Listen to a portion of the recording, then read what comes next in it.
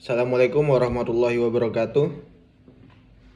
Perkenalkan, nama saya Syarif Hidayatullah, NIM 222 1030 369. Saya di video ini akan menjelaskan tentang psikologi positif, yaitu ilmu yang mempelajari bagaimana manusia bisa merasa bahagia, hidup dan makna, dan berkembang ke arah yang lebih baik. Apa sih itu psikologi positif? Psikologi positif adalah cabang dari psikologi yang fokus pada sisi terang manusia, seperti kebahagiaan, kekuatan pribadi, optimisme, harapan, dan makna hidup. Ilmu ini dikembangkan oleh Martin Seligman pada akhir tahun 1980-an. Karena dia merasa bahwa psikologi terlalu fokus pada penyakit mental, depresi, dan trauma. Seligman ini membalik perspektif bagaimana kalau psikologi juga fokus pada bagaimana orang bisa menjadi kuat dan bahagia. Maka lahirlah psikologi positif ini. Psikologi positif ilmu yang mencari tahu bagaimana cara manusia bisa hidup lebih bermakna, bahagia dan optimal, bukan cuma sembuh dari masalah. Psikologi positif ini terdapat 5 pilar, yaitu PERMA.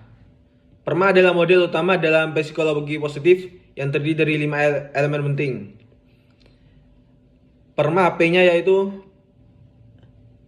positive emotion atau emosi positif, yaitu merasakan emosi seperti syukur, harapan, cinta, dan kebahagiaan. Contohnya, merasa senang karena melihat senyuman orang tua, atau bahagia saat makan makanan favorit. Emosi ini bisa memperkuat daya tahan kita terhadap stres.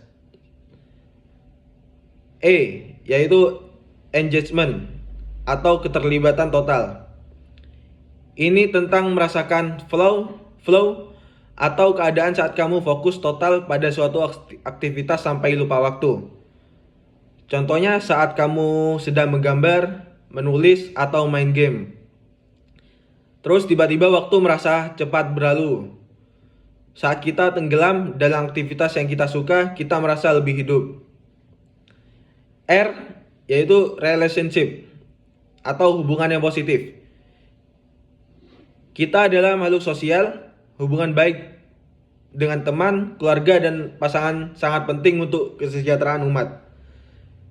Dukungan sosial terbukti bisa mengurangi rasa stres dan meningkatkan rasa aman. Selanjutnya M, meaning atau makna hidup. Kita ini butuh merasa bahwa hidup kita ini punya tujuan. Contohnya membantu orang lain, menjadi pendengar yang baik, ikut kegiatan sosial, atau menjalani agama dengan sungguh-sungguh. Ketika kita tahu kenapa kita hidup, kita lebih kuat menghadapi kesulitan.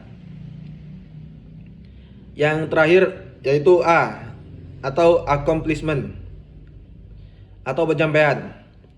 Mencapai tujuan sekecil apapun bisa meningkatkan rasa percaya diri. Contohnya menyelesaikan tugas secara tepat waktu, berhasil bangun pagi, atau bisa berolahraga rutin. Rasa berhasil ini membuat kita merasa mampu dan semangat untuk melanjutkan hidup. Selanjutnya nih ada penjelasan tentang cara menerapkan psikologi positif. Psikologi positif bisa langsung diterapkan dalam kehidupan sehari-hari, yaitu bagaimana caranya? Yang pertama, dengan menulis jurnal syukur. Setiap malam ini kita tulis 3 hal yang kamu syukuri hari itu. Bisa hal kecil seperti cuaca cerah, makan enak, atau ngobrol bareng teman.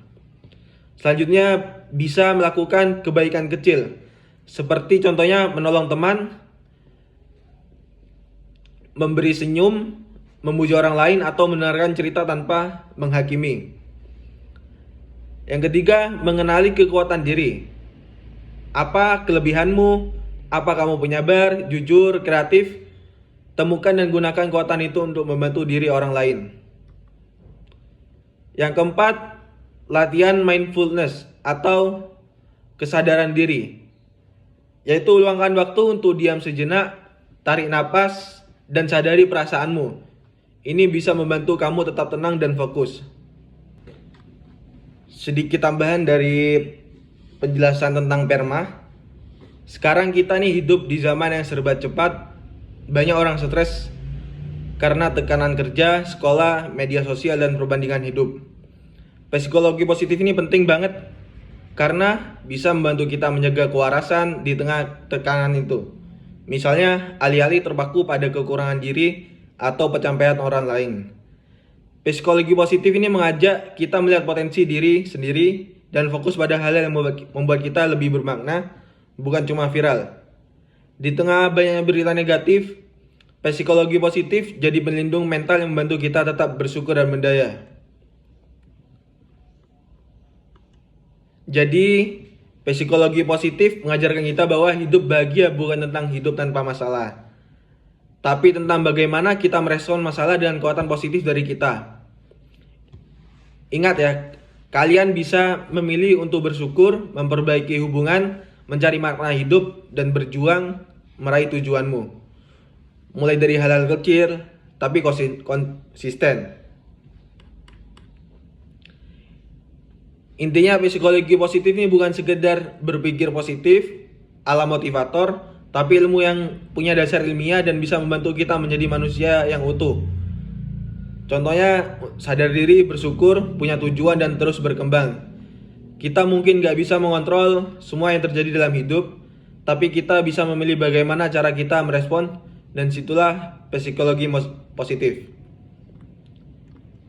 Terima kasih sudah menonton, semoga video ini bermanfaat dan bisa membantu hidup lebih bahagia dan bermakna. Sekian dari saya, wassalamualaikum warahmatullahi wabarakatuh.